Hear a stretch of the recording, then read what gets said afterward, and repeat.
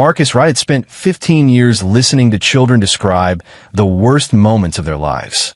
As a trauma therapist specializing in child abuse cases, he'd learned to recognize the signs, the flinching, the nightmares, the carefully constructed lies that protected their abusers.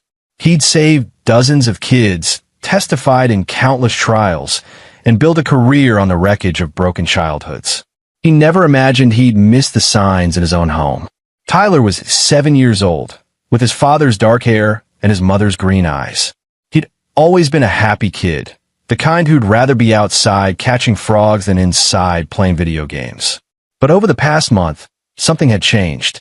The transformation was subtle at first. Tyler stopped asking to go to the park. He picked at his dinner. He started wetting the bed again, something he hadn't done since he was 4. The worst part was the crying. Every single morning when Marcus grabbed his keys, Tyler would wrap his small arms around his father's legs and sob. "Please don't go, Daddy. Please stay home." "Buddy, I have to work," Marcus would say, kneeling down to Tyler's level. "But I'll be back before dinner. I promise." "They hurt me when you're not here." Tyler's voice would crack, his face red and streaked with tears. Andrea, Marcus's wife of 8 years, would peel Tyler away with practiced efficiency. "He's just being dramatic," she'd say, her tone clipped. "You're spoiling him, Marcus. He needs to learn you can't stay home forever." Marcus wanted to believe her. Andrea had been an elementary school teacher before Tyler was born, and she understood children. She was patient, organized, the kind of mother who made Pinterest-worthy birthday parties and never forgot to pack healthy lunches.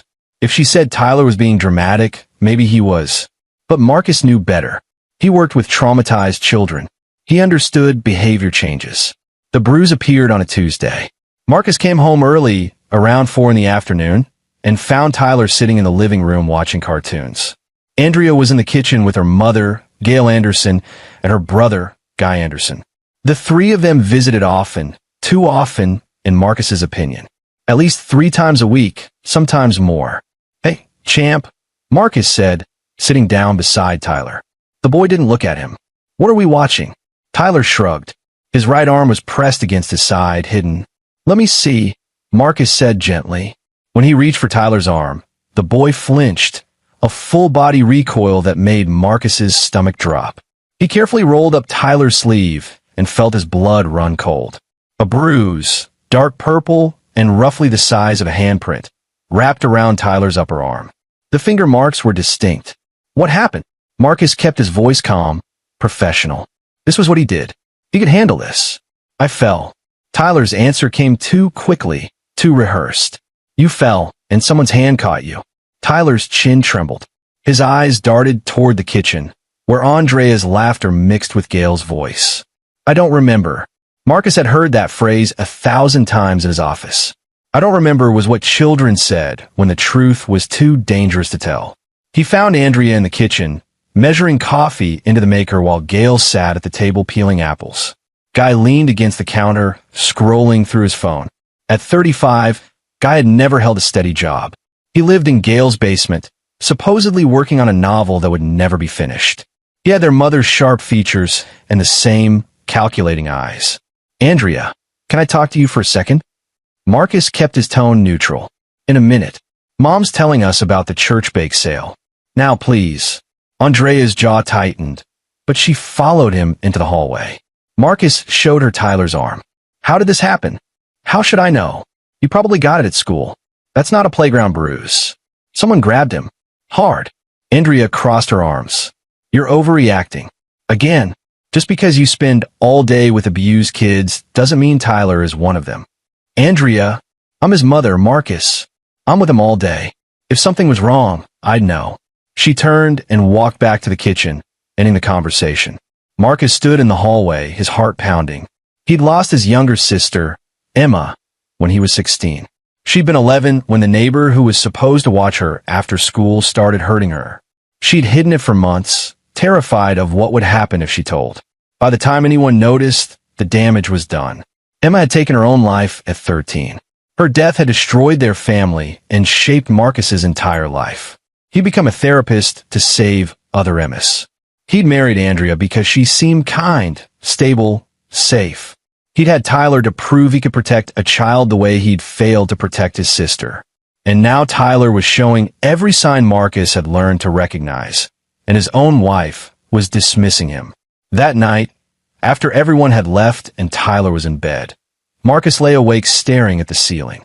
Andrea slept beside him, her breathing steady and even. He thought about Tyler's words. They hurt me when you're not here. Not someone. Not she or he. They. Marcus waited until Andrea's alarm went off at 6. She showered, dressed, and went downstairs to make breakfast. He heard Tyler's door open, heard his son's small feet padding down the hallway. Marcus got up and went to Tyler's room. It was exactly as a 7-year-old's room should be. Dinosaur posters on the walls, Lego sets half-built on the desk, a bookshelf stuffed with picture books.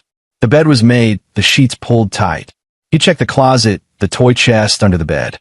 Nothing seemed wrong, but something was. He could feel it the way he'd felt Emma's wrongness all those years ago, that sick instinct that he'd ignored until it was too late. This time, he wouldn't ignore it. Marcus took a shower, got dressed, and went downstairs. Tyler sat at the kitchen table, pushing cereal around his bowl without eating. Andrea packed Marcus's lunch with mechanical efficiency. I have a late meeting tonight, Marcus said. Probably won't be home until 8. Andrea nodded without looking up. That's fine. Mom and Guy are coming over for dinner anyway. Of course they were. They were always coming over. Marcus kissed Tyler's head. The boy didn't react, just kept staring at his cereal. I love you, buddy. Tyler whispered something Marcus almost didn't catch. Be careful, Daddy. Marcus drove to his office in downtown Seattle, his mind racing. He had 3 sessions scheduled, but he canceled them all. Instead, he sat at his desk and made a list. Tyler's behavioral changes had started exactly 4 weeks ago. That was when Andrea had convinced Marcus to take on more evening clients, leaving the house 3 nights a week until 8 or 9. That was when Gail and Guy had started visiting more frequently. That was when Tyler had stopped sleeping through the night. Marcus pulled out his phone and called Owen Short, his colleague and friend from graduate school. Owen worked in the same building, 2 floors up. I need your professional opinion, Marcus said when Owen answered. Off the record. What's going on? Marcus described everything. The crying, the bruise, Tyler's fear, Andrea's dismissiveness. Owen listened without interrupting, the way good therapists did. What's your gut telling you? Owen asked.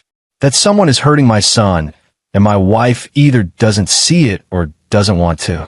Then trust your gut. You're the best in the business, Marcus.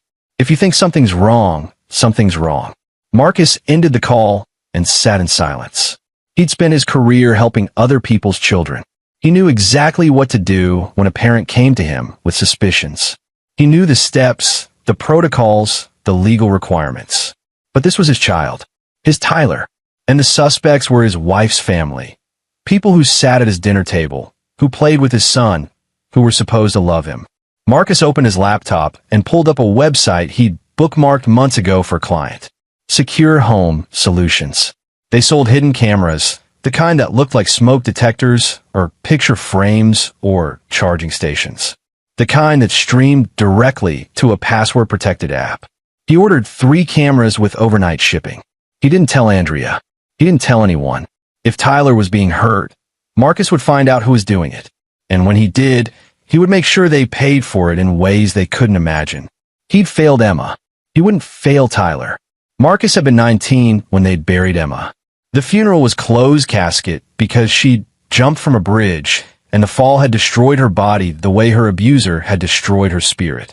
Their parents had fallen apart immediately. His mother into pills, his father into silence. Within 2 years, they divorced. Within 5, his mother was dead from an overdose. Marcus had been left alone with his rage and his guilt, the twin engines that drove him through college, through graduate school, through his doctoral program. He'd specialized in trauma therapy because he understood it from both sides. He knew how abuse worked, how it burrowed into a child's mind and convinced them they deserved the pain. He knew how abusers operated, how they groomed their victims and manipulated their families. He'd sworn he would spend his life protecting children the way no one had protected Emma. and he'd been so focused on other people's children that he'd missed what was happening to his own. The cameras arrived the next day. Marcus left work at lunch and drove home. Andrea had taken Tyler to a pediatrician appointment. Something about the boy's behavioral problems, and the house was empty. Gail and Guy weren't scheduled to visit until dinner. Marcus worked quickly. He installed the first camera in the hallway outside Tyler's bedroom, disguised as a smoke detector. The second went in Tyler's room itself, hidden inside a nightlight. The third he placed in the living room, built into a digital clock on the mantle. Each camera connected to an app on his phone. He could watch the footage live or review recordings from up to 30 days. The streams were encrypted and password protected. No one could access them but him. When Andrea came home with Tyler, Marcus was sitting on the couch reading case files. "How was the doctor?" "Fine. Dr. Patterson thinks Tyler might have anxiety. She recommended a therapist." Andrea's tone was pointed. She'd been suggesting Tyler see someone for weeks, but Marcus had resisted. Not because Tyler didn't need help, but because Marcus wanted to understand the root cause first. Now he knew better. Tyler didn't need a therapist. He needed protection. "That's a good idea," Marcus said. "I can ask Owen for a recommendation." Andrea looked surprised. "Really? You're not going to argue. I want what's best for Tyler." It was the truth, even if Andrea didn't understand what that meant yet. That evening, Gail and Guy arrived at 5:30. Gail was 62, a small woman with silver hair and a warm smile that had fooled Marcus for 8 years. She brought a casserole and homemade cookies. Guy carried a bottle of wine and a new video game for Tyler. They were the picture of a loving family. Marcus watched them carefully. Gail hugged Andrea, then Tyler, holding the boy just a little too long. Tyler went rigid in her embrace. Guy ruffled Tyler's hair, and Marcus saw his son's eyes go flat and empty, the same dissociative stare Marcus had seen in countless victims. At dinner, Gail dominated the conversation. She talked about the church bake sale, about the new pastor, about a neighbor's drama. Guy ate in silence, occasionally glancing at Tyler with something that made Marcus's skin crawl. It wasn't quite a smile. It was more like ownership. Andrea played the dutiful daughter, agreeing with everything Gail said, laughing at Guy's rare jokes. She never once looked at Tyler, never noticed how the boy barely touched his food. After dinner, Gail insisted on putting Tyler to bed. "You've had such a long day, Andrea. Let me help." Andrea agreed immediately. Marcus started to protest, but Andrea shot him a warning look. He bit his tongue and watched Gail lead Tyler upstairs, the boy's small hand swallowed in hers. Guy stayed in the living room, scrolling through his phone. "How's work, Marcus?" "Busy. Lots of cases. Must be depressing listening to sob stories all day." Marcus met Guy's eyes. "I help children who've been hurt by people they should have been able to trust. It's the most important work I've ever done." Guy's smile didn't reach his eyes. "Sure, if you say so." Gail came back downstairs 20 minutes later. "He's all tucked in. Such a sweet boy." They left at 9. Andrea cleaned the kitchen while Marcus checked the locks, tested the windows, and pulled up the camera app on his phone. Tyler's room was dark except for the nightlight. The boy was in bed, blankets pulled up to his chin. Marcus watched him for 5 minutes. Tyler didn't move, didn't sleep. He just stared at the ceiling. Marcus's phone buzzed. A text from Owen. "How are you holding up?" "Installing cameras was the right call," Marcus replied. "Now I wait. I'm here if you need anything." Marcus pocketed his phone and went upstairs. Andrea was already in bed, reading a book about mindful parenting. The irony wasn't lost on him. "Tyler seems better tonight," she said without looking up. "He barely ate dinner. He's being picky. Kids go through phases." Marcus changed into pajamas and climbed into bed. He set his phone on the nightstand, volume turned down but not off. The camera app would alert him to any movement in Tyler's room. He pretended to sleep. At 2:17 a.m., his phone vibrated. Marcus opened the app. The hallway camera showed 2 figures moving silently toward Tyler's door. Gail wore a nightgown. Guy wore sweatpants and a t-shirt. They had keys to the house. Andrea had given them keys years ago. Marcus watched them open Tyler's door and slip inside. The room camera showed Tyler sitting up in bed, his eyes wide with terror. "No," the boy whispered. "Please, no." Gail sat on the edge of the bed. "Sure. We talked about this, Tyler. You know what happens when you're loud. Guy closed the door and locked it from the inside. Marcus's vision went red. His hand shook so badly he almost dropped the phone. But he made himself watch. He made himself see what they did. Gail grabbed Tyler's arm, the same arm with the bruise, and twisted. Tyler bit his lip to keep from crying out. "You're a bad boy," Gail hissed. "A worthless, ungrateful boy. Your daddy doesn't really love you. He's gonna leave, just like he leaves every day. And when he's gone, you'll have no one but us." Guy leaned close to Tyler's face. "You want him to leave, don't you? Because you're bad. You make him sad. That's why he works so late, to get away from you." They were destroying him. Not with physical violence, though there was plenty of that. The twisting, the pinching, the way Gail slapped Tyler's face when he started to cry. But the real damage was psychological. They were dismantling the bond between father and son, piece by piece. They were making Tyler believe he was worthless, that Marcus would abandon him, that the abuse was his fault. Marcus had seen this before. This was how abusers worked. They isolated their victims, made them believe no one else would love them, that the abuse was deserved. And Andrea was sleeping 20 feet away. Marcus looked at his wife. She was on her side, facing away from him, breathing deeply. Either she was a sound sleeper, or she trained herself not to hear. He checked the camera app again. Gail and Guy were leaving Tyler's room. The boy curled in a ball on his bed, silent tears streaming down his face. Marcus waited until he heard the front door click shut. Then he got up, grabbed his phone, and went to his home office. He locked the door and opened his laptop. It took him 30 minutes to download every second of footage from all 3 cameras. He backed it up to 3 different cloud services and emailed copies to himself. Then he opened his contacts and made a call. Roger Carson answered on the 3rd ring, his voice rough with sleep. "This better be good, right?" Roger was a detective with the Seattle Police Department, specializing in crimes against children. He and Marcus had worked together on dozens of cases over the years. They weren't exactly friends. Roger was too cynical, too worn down by the job. But they respected each other. "I need your help," Marcus said. "It's Tyler." Roger was quiet for 3 seconds. Then, "Tell me everything." Marcus did. He explained the behavior changes, the bruise, the cameras, what he'd just witnessed. He sent Roger the video files as he talked. When he finished, Roger let out a long breath. "Jesus, Marcus, your wife's family. I need to know if she's complicit or a victim. The footage shows her asleep, but she gave them keys. She lets them visit constantly. She dismisses your concerns." Roger's voice was hard. "At best, she's willfully blind. At worst, she's an accomplice. I need to catch them in the act with witnesses. I need evidence that will hold up in court. You got video. I need more. I need testimony. I need them caught red-handed with no way to claim the videos are fake or that I'm lying." Roger was quiet again. "You want to set a trap?" "Yes. That's risky. If they lawyer up, they won't have time to lawyer up. We'll catch them mid-abuse, with multiple witnesses and physical evidence. We'll have them so cold, they'll have no choice but to plead out." "You've been thinking about this." Marcus had been thinking about nothing else. "I worked 50 cases like this.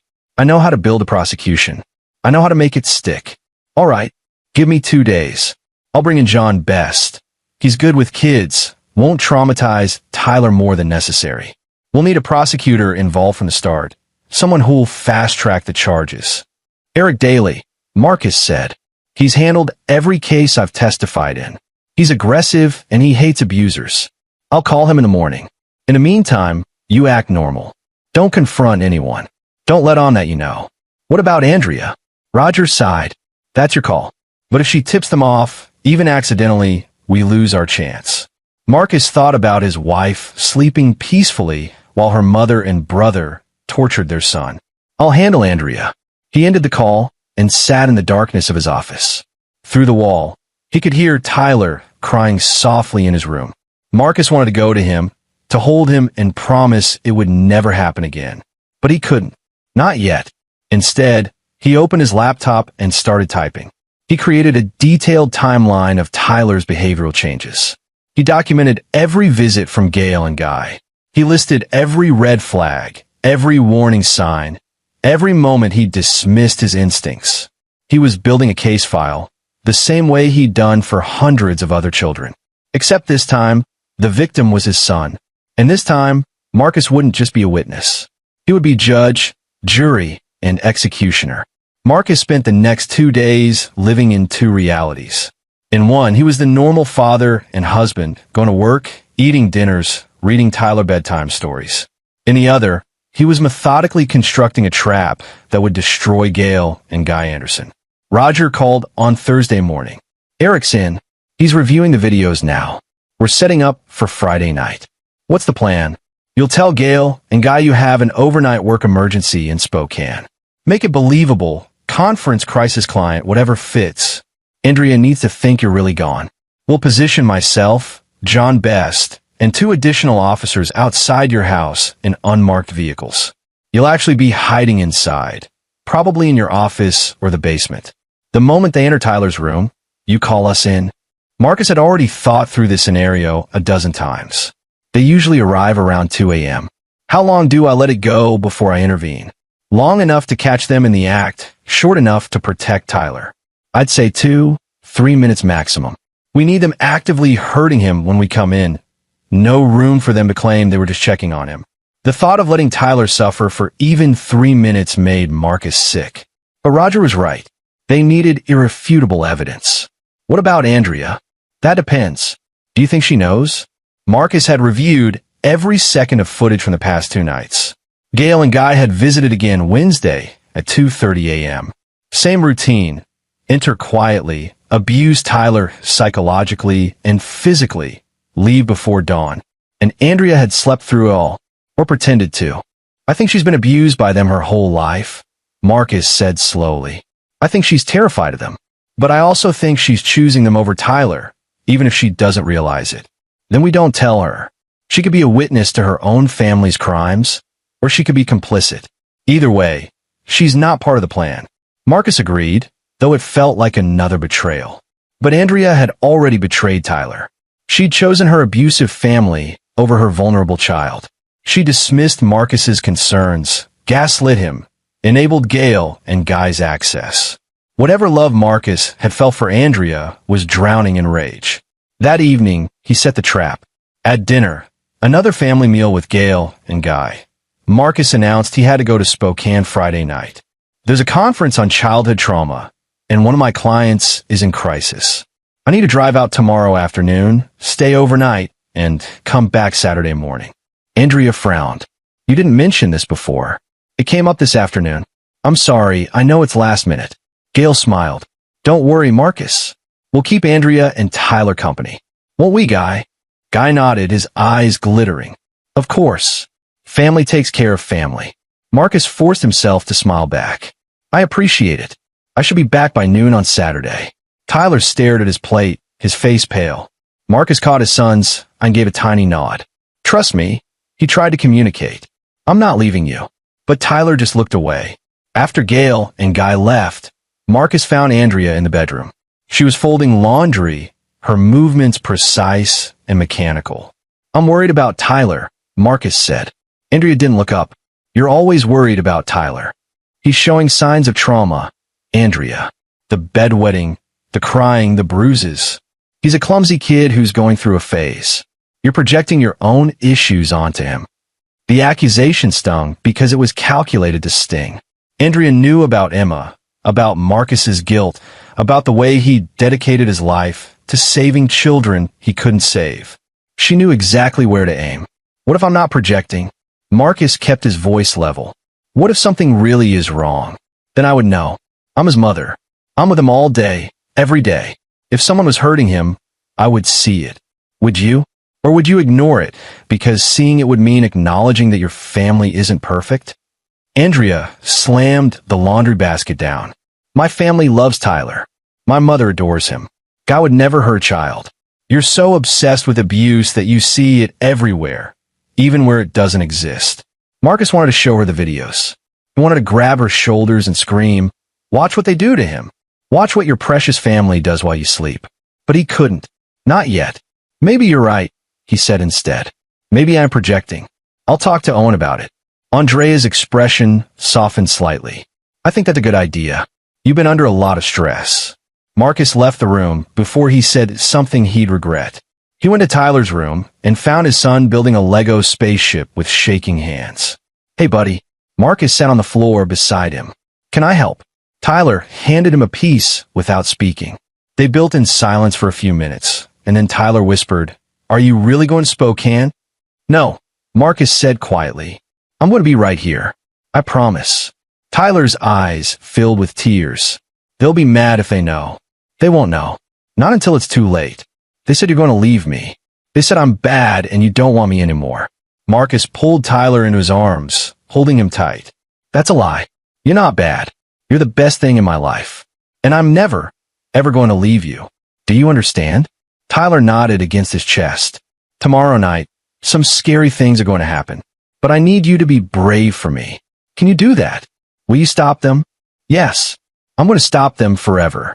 Friday arrived with agonizing slowness. Marcus went through the motions at work, but his mind was on the trap. Roger called at noon to confirm everyone was in position. Eric Daly had expedited a warrant. John Best had briefed the other officers. Everything was ready. Marcus drove home at 4, made a show of packing an overnight bag, and hugged Tyler goodbye. Andrea walked him to the door. Drive safe, she said. I will. I'll call you when I get there. Marcus drove to Owen's apartment, 2 miles from his house. Owen had agreed to provide an alibi and a parking spot. You sure about this? Owen asked. I've never been more sure of anything in my life. At 7 p.m., Marcus walked back to his house through the woods behind the property. He let himself in through the basement door. Andrea was upstairs putting Tyler to bed and didn't hear. He settled into his office with his laptop, his phone, and a bottle of water. Then he waited. Roger texted at 10 p.m., in position. John Best texted at 10:15, ready when you are. Andrea went to bed at 11. Marcus watched on the camera as she brushed her teeth, set her alarm, and climbed under the covers. She was asleep in minutes. Tyler lay awake in his room, staring at the ceiling. At 1:47 a.m., Marcus heard the front door open. He pulled up the camera app. Gail and Guy moved through the house like shadows. They'd done this so many times they didn't even need lights. Marcus texted Roger. They're here. Don't move until they're in the room. 2:03 a.m. Gail opened Tyler's door. Guy followed her inside. They closed the door behind them. The bedroom camera showed Tyler sitting up, his face frozen in terror. Gail grabbed him by the hair. Did you think Daddy would save you? He's gone, Tyler. He left you with us. Guy twisted Tyler's arm behind his back. Because you're worthless. Even your own father doesn't want you. Marcus was already moving. He left the office and climbed the stairs, his footsteps silent on the carpet. He could hear Tyler whimpering through the door. He texted Roger, now. Then he opened the door and walked in slowly, his phone held high and recording. Gail and Guy didn't notice him at first. They were too focused on Tyler, on the psychological demolition they'd perfected over years. It wasn't until Marcus spoke that they froze. Let go of my son. Gail's head snapped around. Her face went white. Marcus? Where are you? You're supposed to be in Spokane. I lied. Marcus stepped into the room, and that's when he heard the footsteps behind him. Roger Carson appeared in the doorway, his badge out. John Best was right behind him, along with 2 uniformed officers. Seattle Police, Roger said. Step away from the child. Now. Guy released Tyler's arm and backed toward the window. This is a misunderstanding. We were just abusing him. Marcus moved to Tyler's bed and pulled his son into his arms. The boy was shaking, sobbing. We have it all on video. Every visit, every word, every time you told him he was worthless, that I didn't love him, that the abuse was his fault. Gail's expression shifted from shock to fury. You recorded us? In your own home? That's illegal. Actually, it's not, Eric Daly said, appearing in the doorway behind the officers. He was a tall man with silver hair and a reputation for ruthlessness. This is a one-party consent state. Marcus had every right to record what happened in his own home. And what happened was felony child abuse. Multiple counts. John Best moved forward with handcuffs. Gail Anderson, Guy Anderson, you're under arrest for assault in the 2nd degree, criminal mistreatment, and unlawful imprisonment. Guy lunged for the window, but one of the uniformed officers caught him. He went down hard, cursing and thrashing. Gail stood frozen as John cuffed her hands behind her back. "You can't do this," she hissed. "Andrea will never forgive you. We're her family." "You're monsters," Marcus said quietly. "And you'll never touch my son again." Roger read them their rights while the officers led them out. Tyler clung to Marcus, his face buried in his father's chest. Downstairs, Andrea appeared in the hallway, her eyes wide with confusion and horror. "What's happening? Mom? Guy? Marcus, what did you do?" Marcus carried Tyler past her without speaking. "Let Andrea figure it out. Let her see the police car lights flashing outside, her mother and brother in handcuffs, the evidence that would destroy them. Let her live with the knowledge that she'd chosen them over her own child, and it had cost her everything." The trial took place 3 months later. Marcus had expected Gail and Guy to fight, to hire expensive lawyers, and claim the videos were fake or taken out of context. But Eric Daly had been right. The evidence was too overwhelming. The videos showed multiple instances of abuse, along with timestamps proving a pattern. Tyler's medical records documented the bruises. A child psychologist evaluated Tyler and confirmed severe trauma consistent with prolonged psychological abuse. Gail and Guy's lawyers advised them to take a plea deal. The courtroom was nearly empty the day they entered their pleas. Marcus sat in the front row with Owen beside him. Andrea was noticeably absent. She'd filed for divorce 2 weeks after the arrest and moved to her cousin's house in Portland. Marcus didn't try to stop her. Gail pleaded guilty to 2 counts of assault in the 3rd degree and 1 count of criminal mistreatment. The judge sentenced her to 8 years in prison. Guy pleaded guilty to the same charges. Because he had a prior conviction for assault from a bar fight in his 20s, his sentence was 12 years. Marcus watched them led away in chains and felt nothing. No satisfaction, no relief. Just a cold, hollow certainty that justice had been done. After the hearing, Eric shook his hand. "Tyler's safe now. That's what matters." Will they really serve the full sentences? In this state, for crimes against children? Absolutely. And I guarantee you, they're not going to have a good time inside. Other inmates don't take kindly to child abusers. Marcus had heard the same thing from Roger. Gail would likely be isolated in protective custody for her own safety. Guy would have a harder time. Men's prisons were more violent, and Guy's arrogance would make him target. Marcus found he didn't care what happened to them, as long as they were far away from Tyler. The fallout continued over the following weeks. Andrea's divorce filing cited irreconcilable differences, but her lawyer's letters made her position clear. She blamed Marcus for destroying her family. She wanted full custody of Tyler, arguing that Marcus had traumatized the boy by involving police and forcing him to testify. Eric referred Marcus to Helen Ortega, one of the best family law attorneys in Washington. Helen took one look at the case files and laughed. She enabled child abusers, and she wants custody? Not a chance. We'll be lucky if she gets supervised visitation. The custody hearing was brutal. Andrea's lawyer painted Marcus as paranoid and vindictive, someone who turned on his wife's family over normal discipline.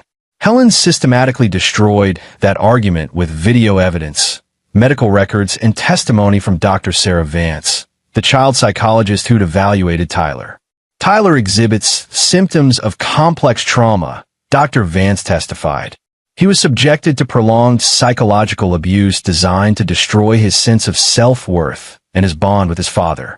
The perpetrators were his grandmother and uncle, with the implicit consent of his mother, who dismissed his father's concerns and maintained the abuser's access to the child. Andrea broke down on the stand. She claimed she hadn't known, that she'd trusted her family, that she'd been in denial. It might have been true. Marcus had spent weeks trying to decide if Andrea was a victim or an accomplice. He'd concluded she was both, abused by her family as a child, conditioned to obey them, but ultimately responsible for the choices she'd made as an adult. She'd chosen wrong, and Tyler had paid the price. The judge awarded Marcus full custody.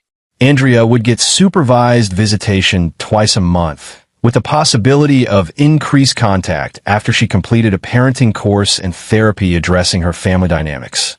Andrea didn't appeal. She moved to Portland permanently and rarely used her visitation rights.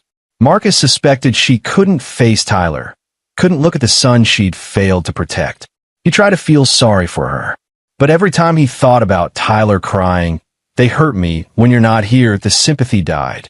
6 months after the arrests, Marcus sat in Tyler's bedroom, watching his son build an elaborate Lego castle.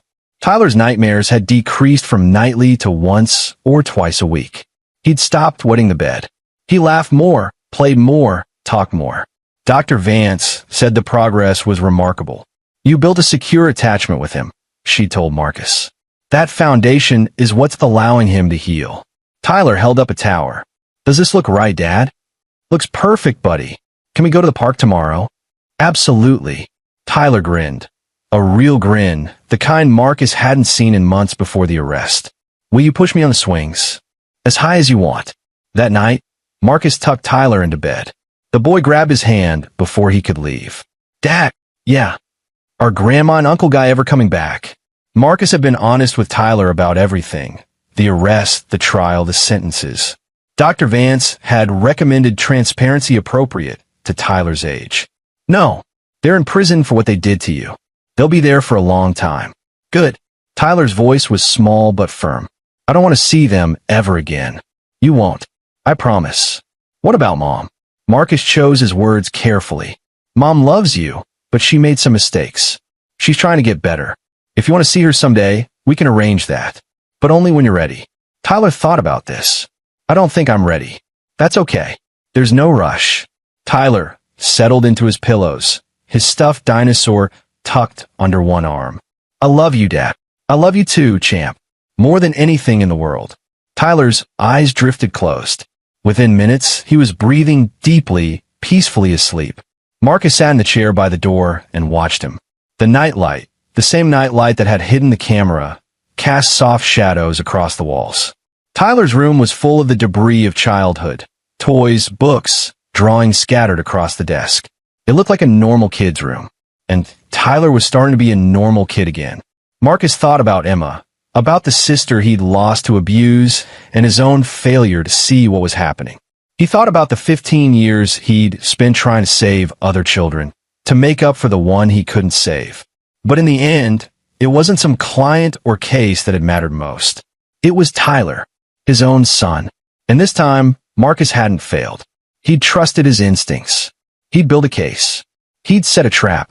And when the monsters had shown themselves, he'd made sure they paid. The legal system had done its part. Gail and Guy were locked away, their lives destroyed. But Marcus's real victory was simpler and more profound. Tyler was safe. Tyler was healing. Tyler slept peacefully, without fear of who might walk through his door at 2 a.m. That was the only revenge Marcus needed. Not Gail and Guy's imprisonment, though that brought him satisfaction. Not Andrea's guilt and exile, though she'd earned both. The real revenge was Tyler's laughter, his dreams, his slow return to the child he should have been all along. Marcus had spent his career fighting monsters. He'd learned their patterns, their methods, their weaknesses. And when monsters had targeted his own child, he'd used everything he knew to destroy them. The thought that had sustained him through the darkest moments, the nights he'd watched the abuse unfold on video, unable to intervene yet, was simple. They didn't expect this. Gail and Guy had expected Marcus to remain oblivious, to keep working late, to trust his wife's family. They'd expected Andrea to protect them, to silence Marcus's concerns, to maintain their access to Tyler. They'd expected to break Tyler slowly, methodically, until he believed he deserved the abuse and his father didn't love him. They hadn't expected Marcus to trust his instincts. They hadn't expected the cameras, the police, the trap. They hadn't expected a father who would burn down his own life to save his son. Marcus stood and walked to Tyler's bed. He adjusted the blanket, brushed the hair off his son's forehead. Tyler stirred slightly, but didn't wake. "You're safe now," Marcus whispered. "I promise you're safe." He left the door cracked open and the nightlight on. Tyler still needed both and walked to his own room. The house was quiet. No more late-night visitors. No more carefully chosen masks. Just Marcus and Tyler, building a life without monsters. Marcus climbed into bed and closed his eyes. For the first time in months, he slept through the night without nightmares. In the morning, he'd make Tyler pancakes. They'd go to the park. They'd build Legos and watch movies and do all the normal things fathers and sons do when they're not living in fear. And if Andrea ever came back, if she ever proved she'd changed and earned the right to see Tyler again, Marcus would consider it. He wasn't cruel. He didn't believe in punishing people forever. But he would never, ever forget who had failed to protect Tyler when it mattered most. And he would never stop protecting his son from anyone who tried to hurt him. Because that was what fathers did. They recognized the monsters, even when they wore familiar faces. They built cases and set traps, and did whatever it took to keep their children safe.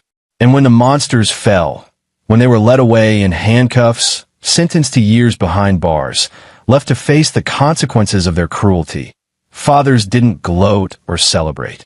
They simply turned their attention back to the children they'd saved and helped them heal.